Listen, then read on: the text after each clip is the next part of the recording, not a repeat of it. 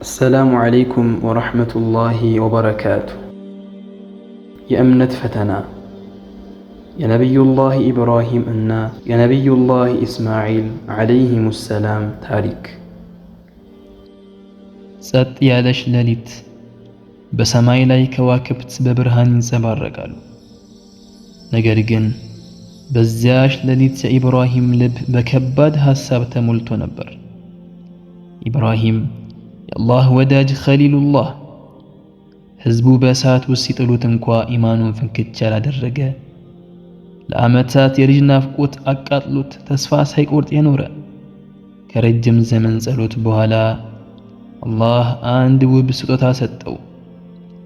ያ ስጦታ ኢስማዒል ነበረ። ኢስማዒል አደገ፣ የአባቱ ክንድ ሆነ፣ አብሮት ተራመደ፣ አብሮት ሰራ፣ አብሮት የተጫወተ የልቡ ማረፊያ ሆነ። ነገር ግን አንድ ቀን ኢብራሂም በህልሙ አስደንጋጭ ነገር አየ። አላህ ያን የወደደውን ልጁን እንዲያርድ አዘዘው። ምን? ያ ብዙ ዘመን ተጠብቆ የተገኘው ልጅ፣ ያ የልቡ ትርታ፣ የአይኑ ማረፊያ የሆነውን። ነገር ግን የነቢያት ህልም እውነት ነው። በህልማቸው የመጣውን መለኮታዊ ትዕዛዝ ለመፈጸም ተነሱ። ኢስማዒልን እንድታጥበውና ሽቶ እንድትቀባው ሐጀርን አዘዟት። ወደ ወዳጃቸው ሲሄዱ እንዲያጅቧቸው እንደሚፈልጉም ነገሯት። ኢስማዒልን ደግሞ ወደ አላህ መቃረቢያ መስዋዕት ልፈጽም ነውና ገመድና ቢላዋ ያዝ አሉት። ዛሬ በሐጅ ስርዓት ላይ ከሚቆምበት ዓረፋ ድረስ አብረው ተጓዙ። በዚህ መሃል ሸይጣን በሰው ተመስሎ ወደ ሐጀር መጣ። ልጅሽን ኢስማዒል ወዴት እንደወሰደው ታውቂያለሽ? በማለት ጠየቃት። ወደ አንድ ወዳጁ አለችው። ሸይጣንም በፍጹም ሊሰዋው ነው አላት። ልጁን አብዝቶ ይወዳል ብላ መለሰችለት። ሸይጣንም ተስፋ ሳይቆርጥ ውትወታውን ቀጠለ። ለአላህ ብሎ ልጅሽን ሊያርደው ነው። ትዕዛዙ የመጣው ከአላህ ከሆነ መልካም ነው፣ እንታገሳለን በማለት የጸና አቋሟን አሳወቀች። ሸይጣን ሐጀርን ማታለል እንደማይችል ሲረዳ እሷን ትቶ ወደ ልጇ ኢስማዒል ሄደ።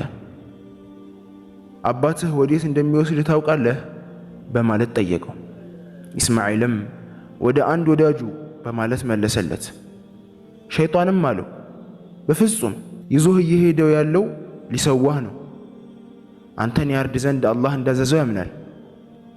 ኢስማዒልም አለ፣ ይህ እንዲፈጸም ያዘዘው አላህ ከሆነ በሙሉ ፍቃድና ፍቅር እንቀበላለን። ሸይጣን ኢስማዒልን ዓለይሂ ሰላም ማታለል እንዳልተሳካለት ተረዳ። ፈጥኖ ወደ ኢብራሂም አመራ። አንተ አዛውንት፣ ይህንን ሕፃን ልጅህን የት ነው የምትወስደው? ሸይጣን በህልምህ በመምጣት አታለኋል። ያየኸው ህልም የሸይጣን እንጂ የሌላ የማንም አይደለም አላቸው።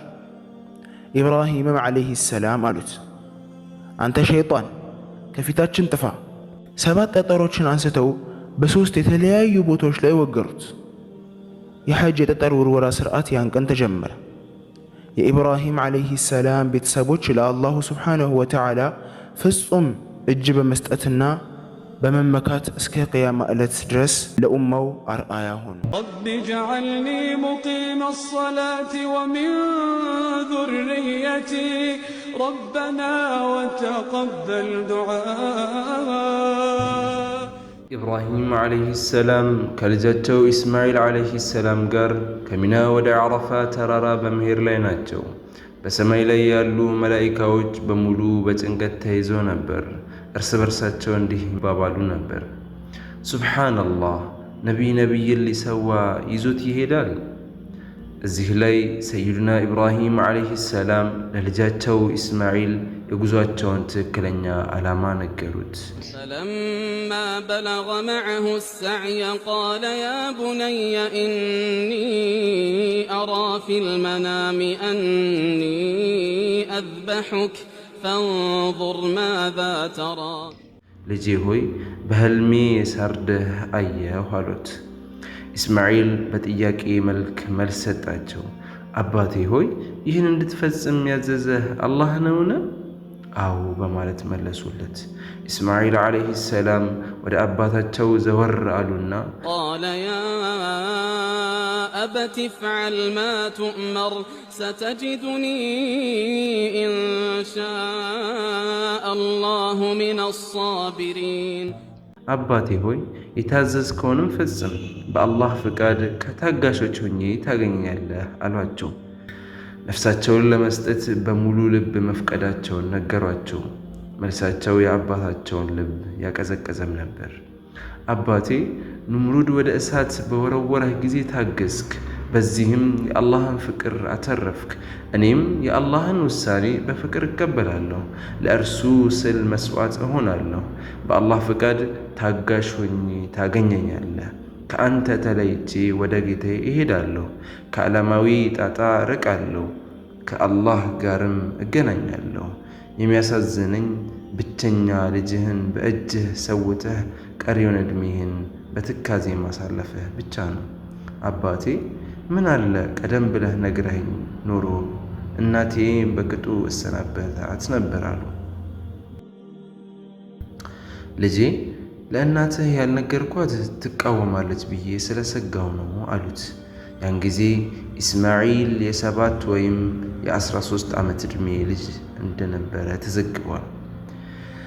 ኢስማዒል መታረጃ ጊዜያቸው ሲቃረብ አባታቸውን እንዲህ በማለት መከሩ። ሱብሓነላህ፣ አባቴ ቢላውን እኔ ላይ ከማሳረፍህ በፊት የምፈልጋቸው ነገሮች አሉ። አንደኛ እጆቼንና እግሮቼን አጥብቀህ ሰራቸው፣ ስቃይ ሲበዛብኝ እንዳላስቸግርህና የጌታዬን መብት እንዳላጎድል ይረዳኛል። ደሜ እንዳይረጭብህ ልብሶችህን በደንብ ሰብስብ፣ ቢላዋውንም በደንብ ሳለው፣ ነፍሴ በቶሎ እንድትወጣ አንተም ቶሎ እንድትገላገል። ቢላዋውን ይዘህ ወደ ፊቴ አትመልከት፣ የአባትነት አንጀት የታዘዝከውን ከመፈጸም እንዳያዘናጋ። ልብሴን ይዘህ ወደ እናቴ ሂድ፣ ለመጽናናት ይረዳት ይሆናል፣ ሸፊዕ ሆኖ ወደ አላህ ሄዷል በላት። ኢብራሂም ዓለይሂ ሰላም እነዚህን ቃላት ከልጃቸው አንደበት ሲሰሙ አይኖቻቸውን በእንባ ተሞላ፣ አብዝተው አለቀሱ። እንዲህም አሉ፣ የአላህን ትዕዛዝ እንድፈጽም ምን ያህል አገዝከኝ። ቀጥለው እጆቻቸውን ወደ ሰማይ አንስተው ዱዓም አደረጉ። ጌታዬ ሆይ ባለሁበት ሁኔታ ትዕግስትን አላብሰኝ። እንግዲህ ምንም አልቀረኝም፣ አርጅቻለሁ፣ እዘንልኝም። ኢስማዒልም አሉ፣ ጌታዬ ትዕግስትና ጽናትን አላብሰኝ። አባቴ ሆይ የጀነትን በሮች ተከፍተዋል አሉ። መላኢኮች በነገሩ ግራ ተጋብተውና ተደናግሯቸው ሱጁድ በመውረድ አላህን ይማጸናሉ። ጌታችን ሆይ ነቢይህ የአንተን ፍቃድ ሊሞላ ለመስዋዕት ተጋድሟል፣ እዘንላቸው ይላሉ። ኢስማዒል ቀጠሉና ለአባታቸው ፍጹም ታዛዥነታቸውን ለመግለጽ ጽናታቸውን ለማሳየት እንዲህ አሉ። አባቴ ከፍቅር ማሳያዎች አንዱ አለመዘግየት ነው። በላ የታዘዝከውን ቶሎ ፈጽም። ኢብራሂም ዓለይሂ ሰላም ኢስማዒልን ዓለይሂ ሰላም አጋድመው ውድ ልጄ እንግዲህ የውመል ቂያማ ላይ እንገናኝ፣ በትንሣኤው ቀን ዳግም አያሃለሁ አሉትና ቢላውን አጥብቀው ይዘው ወደ ኢስማዒል ዓለይሂ ሰላም አንገት ሰነዘሩ። በዚያች ቅጽበት አላህ ሱብሓነሁ ወተዓላ ጅብሪልን ዓለይሂ ሰላም አዘዘው፣ ፍጠን ቢላውን ገልብጠው። ጅብሪል ቢላው የኢስማዒልን ዓለይሂ ሰላም አንገት ከመንካቱ ገለበጠው። ኢብራሂም ዓለይሂ ሰላም እንደገና ቢላውን አጥብቀው ይዘው ለመሰንዘር ሞከሩ፣ ግን መቁረጥ አልቻሉም። ቢላው እጃቸው ላይ እንዳለ ተገለበጠ። አላህ ሱብሓነሁ ወተዓላ እንዲህ አለ፣ ፈለማ አስለማ ወተለሁ ሊልጀቢን ወናደይናሁ አን ያ ኢብራሂም ቀድ ሰደቅተ ሩእያ ኢና ከዛሊከ ነጅዚል ሙሕሲኒን። ኢብራሂም ዓለይሂ ሰላም ራእዩን ተቀብሏል፣ ከልብ ማመኑን አረጋግጧል። ቀጠለና በአላህ ሱብሓነሁ ወተዓላ ትእዛዝ መሰረት ጅብሪል ተክቢራ እያደረገ የጀነት በጎችን ይዞ ከተፋለ። አላሁ አክበር አላሁ አክበር። ኢብራሂም ዓለይሂ ሰላም ተክቢራውን ሲሰሙ እንዲህ በማለት ተቀበሉት። ላኢላሃ ኢለላሁ ወላሁ አክበር። ኢስማኤል ዓለይሂ ሰላም እንዲህ በማለት ተክቢሮን መሉ። አላሁ አክበር ወሊላሂል ሐምድ። አላሁ አክበር አላሁ አክበር ላኢላሃ ኢለላህ። አላሁ አክበር አላሁ አክበር ወሊላሂል ሐምድ። አባትና ልጅ በምስጋና ተሞልተው ወደ ቤታቸው ተመለሱ። እናታችን ሀጀር ኢስማኤልን ዓለይሂ ሰላም እቅፏ ውስጥ አስገባችው፣ ወደ ደረቷም በኃይል አስጠጋችው። አልሐምዱሊላህ። ማጠቃለያ፣ ይህ ታሪክ አንድ ትልቅ መልእክት አለው። አላህ ደምን አይፈልግም፣ ስጋንም አይሻም። አላህ የሚፈልገው ቢሆን እውነተኛውን የልብ ተገዥነት ነው። የኢብራሂምና የኢስማኤል ታሪክ የፍቅር ታሪክ ነው፣ የመስዋዕትነት ታሪክም ነው፣ የጽናት ታሪክ ነው። እናም ዛሬ በሚሊዮን የሚቆጠሩ ሙስሊሞች በዙልሂጃ ቀን የታረደውን በግ ሲያስታውሱ የኢብራሂምን ታዛዥነትና የኢስማኤልን ጽናት በልባቸው ያትማሉ። ለዛሬ በዚሁ አበቃው። ወቢላሂ ተውፊቅ። ወሰላሙ ዓለይኩም ወረሕመቱላሂ ወበረካቱ። አላሁ አክበር አላሁ አክበር ወሊላሂል ሐምድ።